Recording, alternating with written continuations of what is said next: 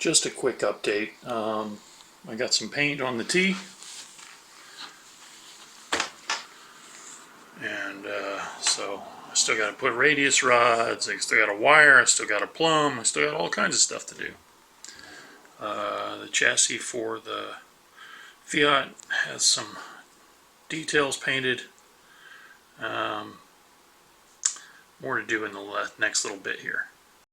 Okay, so here's the Fiat all mocked up. No headers on it yet, no firewall in, but windows are painted, decals are applied, clear coat is on.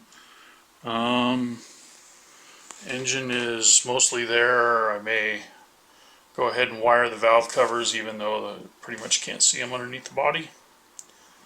And yeah, belly pan, pops on and off right now. That'll get glued on permanently.